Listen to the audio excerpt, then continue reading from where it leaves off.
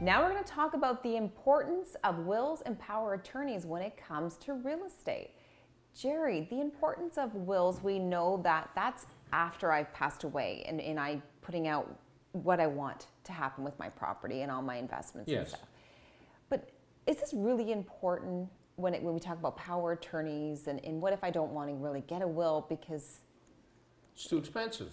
Yes. It's too expensive. And interestingly enough, Tracy, I have lots of clients that are, first of all, worried about discussing wills because they figure that means I'm getting closer to the end. We don't want to jinx anything. We don't want to jinx anybody. I'm getting closer to the end.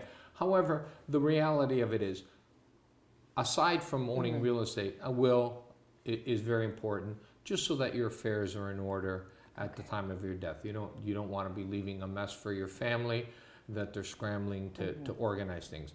But when it comes to real estate, the will is important, obviously, but generally a husband and wife own a property if they own it as joint tenants. The spouse owns the property by right of survivorship, so it's not important, not as important.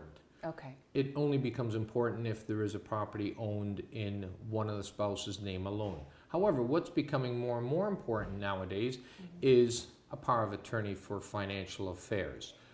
Okay, now this is that living will that I've heard Yes, about, it's a right? living will. Okay. I mean, it's got various names, but basically it's a power of attorney which allows your spouse to make financial decisions on your behalf in the event that you're unable to make the decisions.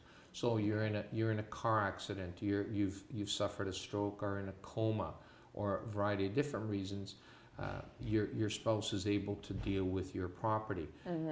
At a matrimonial home, if you own the property jointly and one of the two parties becomes incapacitated, the surviving spouse cannot make any So I can't sell that home.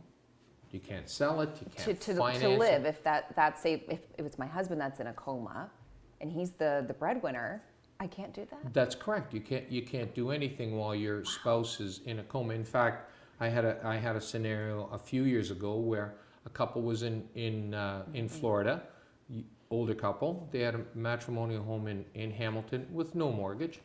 The husband suffered a massive heart attack in Florida, required a quadruple bypass.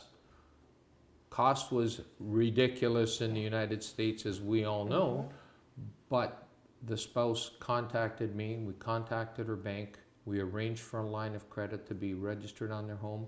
She flew in on a Monday, we had her sign the documents Monday night, and she flew back on Tuesday with the ability to write a check to the hospital. Wow, so the importance of a power of attorney. Yes. She was able to do that, whereas many of us would not have been. Without a power of attorney, she would not have been able to do that because she wouldn't have been able to put a mortgage on the property without her husband's signature.